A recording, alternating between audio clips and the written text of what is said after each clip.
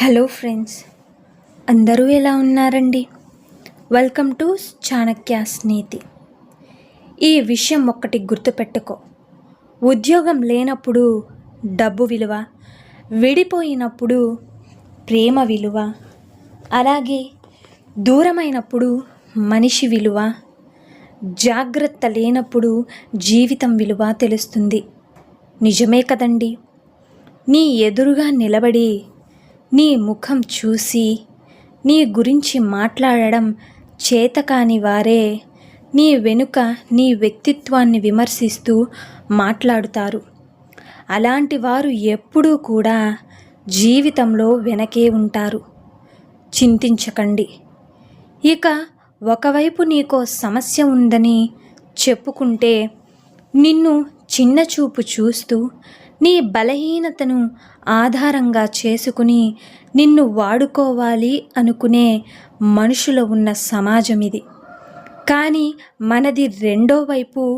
మంచితనంతో సహాయం చేస్తే సమస్య తీరాక చేసిన సహాయాన్ని చిన్నదిగా చూసే మనుషులున్న సమాజం మనది. ఈ ప్రపంచంలో ఇద్దరు వ్యక్తులు భార్యాభర్తలు కావడం అనేది చాలా సులభం. కానీ ఆలోచిస్తే ప్రేమికులు కావడం అత్యంత కష్టం. భార్యాభర్తలు లోకంలో అందరి ముందు కలిసి 7 అడుగులు వేస్తారు.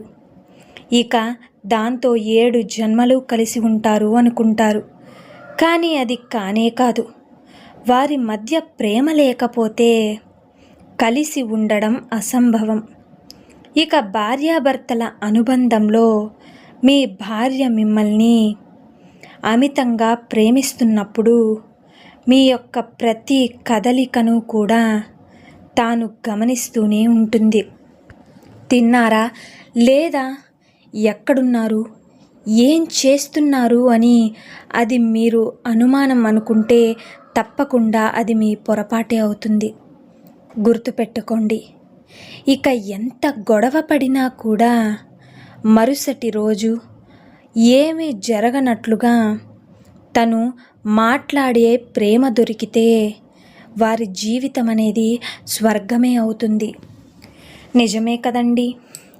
కానీ ఇప్పటి ప్రపంచం తీరు ఏమిటో తెలుసా?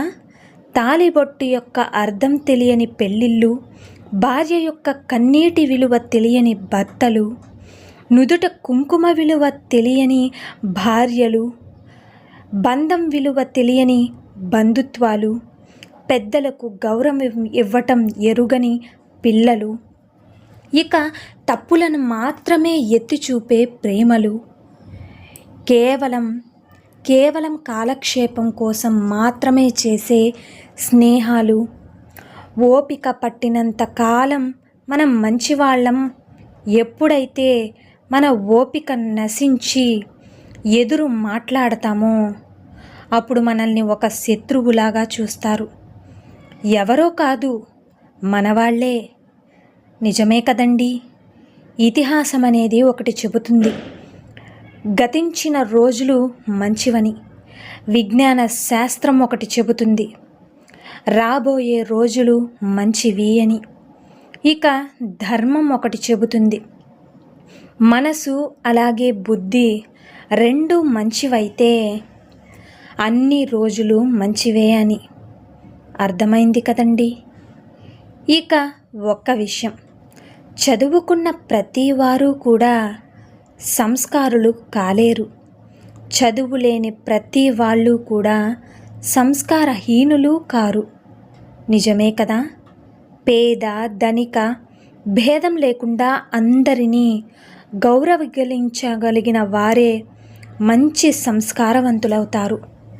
గుర్తుపెట్టుకోండి. మనిషిలో కోపం అలాగే సహనం రెండు ఒంటరిగానే ప్రయాణం చేస్తాయి. ఇక కానీ కోపం వస్తే అన్నింటినీ లాగేసుకుంటాయి. అదే సహనం అన్నింటికీ మన దగ్గర పోగేసిపోతుంది. ఒక్క నిమిషంలో జీవితం ఏమీ మారిపోదు.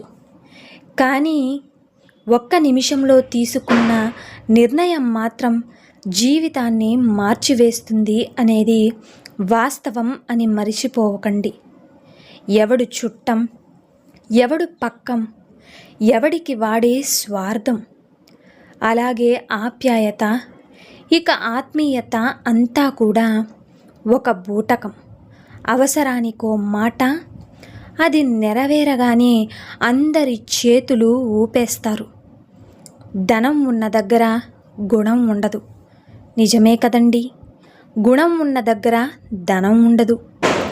ఆప్తులెవరు, ఆత్మీయులెవరు, నింద వెయ్యని బంధువెవ్వడు, అలాగే కష్టం వచ్చినా నష్టం వచ్చినా నీ వెంట నిలిచేది ఒక్కటే, అది నీ నీడ మాత్రమే. కాబట్టి గుర్తుపెట్టుకోండి, విశ్వాసంతో పోరాడండి. ఓడిన ప్రతిసారి కూడా మనం గుర్తు చేసుకోవాల్సింది ఒక్కటే, ఇది ఓటమి కాదు, పాఠం అని గుర్తుపెట్టుకోండి. ఇక జీవితం కూడా అన్నింటినీ పరిచయం చేస్తుంది. తిని ఖాళీగా కూర్చునే రోజులను, అసలు తినడానికే సమయం దొరకని రోజులను, అన్నింటినీ, ఇక లాస్ట్లో నిద్ర పట్టని రాత్రులను, అలాగే నిద్ర లేని రాత్రులను, ఆకాశానికెత్తే అభిమానాన్ని, పాతాళానికి తొక్కే మోసాన్ని, బాధలో తోడుగా ఉండే బంధాన్ని, బాధించే బంధువులను, ఇంకా ఘోరమైన ఓటమిని, అలాగే ఘనమైన గెలుపుని కూడా. కావలసిందల్లా కూడా కాస్తంత ఓపిక మాత్రమే. కాలానికి తెలుసు ఎప్పుడు ఏది ఇవ్వాలి అని, అలాగే కర్మకి తెలుసు ఎప్పుడు నీకు ఏది చెయ్యాలో అని. అర్థమైంది కదండి. కాబట్టి అన్నింటినీ పరిచయం చేస్తుంది. జీవితం, గమ్యం, శ్రమ, గెలుపు, ఓటమి అన్నీ మనవే. పడితే లేవాల్సింది కూడా మనమే. బాధను, అలాగే గాయాన్ని దిగమింగాల్సింది కూడా మనమే. ధైర్యం చెప్పుకోవాల్సింది కూడా మనమే. ఇతరులు కేవలం చోద్యం చూస్తారు, వీలుంటే ఎగతాళి చేస్తారు, అంతే. కాబట్టి ఎవరినీ కూడా పట్టించుకోవద్దు. అన్నీ గమనిస్తూ ముందుకు సాగిపోవాలి. ఇక ధైర్యంగా ఉండండి. నేటి స్త్రీ యొక్క ఆవేదన ఎలా ఉంది అంటే, అందంగా లేకుంటే అందమైన అమ్మాయి కావాలి అని వేధిస్తూ ఉంటారు. ఇక అమ్మాయి అందంగా ఉంటే ఎంతమందితో తిరిగిందో అని అనుమానించి చంపేస్తారు. కట్నం తగ్గినా చంపేస్తారు, కానుకలు తేకపోయినా చంపేస్తారు. ప్రేమిస్తే తల్లిదండ్రులు చంపేస్తారు, ప్రేమించకపోతే ప్రేమించినవాడు చంపేస్తాడు. అలాగే ఎందుకు ఆడదానిగా పుట్టాను అని అనుకునే లోపే పుట్టకముందే చంపేస్తున్నారు. నేటి సమాజం ఇలానే ఉంది. నిజమే కదండి. అలాగే మన జీవితంలో కష్టకాలంలో కూడా మనకు జరిగే ఏకైక మంచి ఏమిటో మీకు తెలుసా? అలాంటి సమయంలోనే మన అనుకున్న వారి అసలి రంగులు బయటపడటమే. గుర్తుంచుకోండి, చచ్చాక శవంగా మారే శరీరం, ఎవరికీ కనపడని ఆత్మ, మట్టిలో కలిసే మాంసం, కాయంలో ప్రాణం పోయాక ఒక్క క్షణం కూడా ఇంట్లో ఉంచుకుని బంధాలు, దీనికోసమా? అబద్ధాలు, ఇక మోసాలు, నీతి నియమాలు వదిలేయడం, ఇక పగలు ప్రతీకారాలు, సాటి వారిని మానసికంగా హింసించి పైశాచికానందం పొందడం, ఇదే నేటి కలియుగ మానవ జీవనం. నిజమే కదండి. ఇక ఎవరో కూడా మరొకరి జీవితంలోకి వచ్చి ఊరికనే బంధం కలుపుకోలేరు కూడా.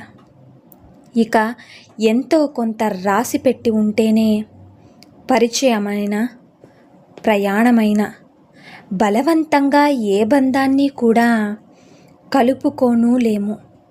నిజమే కదండి. కలిసిన ఏ బంధాన్ని కూడా విడదీయలేము. అంతా కూడా కాలం రాసిన కథ ప్రకారమే జరుగుతూ ఉంటుంది. మనిషి యొక్క జీవితం ఎంతో విచిత్రమైనది తెలుసా. యవ్వనంలో సమయం అలాగే శక్తి రెండూ ఉంటాయి, కానీ డబ్బు ఉండదు. ఇక మధ్య వయసులోకి వచ్చేసరికి డబ్బు అలాగే శక్తి రెండూనూ ఉంటాయి, కానీ సమయం అనేది ఉండదు.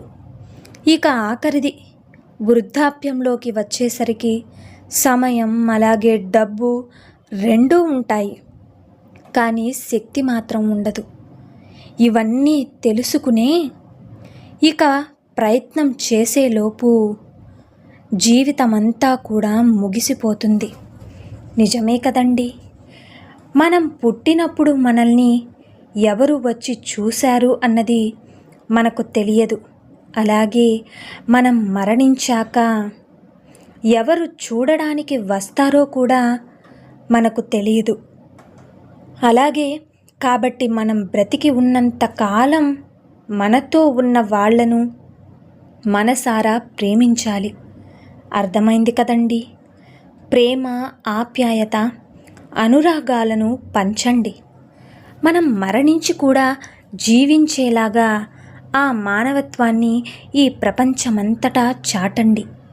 ఇక అర్థమైంది కదండి. ఈ వీడియో మీకు నచ్చిందనే అనుకుంటున్నాను. నచ్చితే చిన్న లైక్ చేయండి. అలాగే మన ఛానల్ ఎవరైనా స్టార్టింగ్ చూస్తుంటే సబ్స్క్రైబ్ చేసుకోవడం మర్చిపోద్దండి.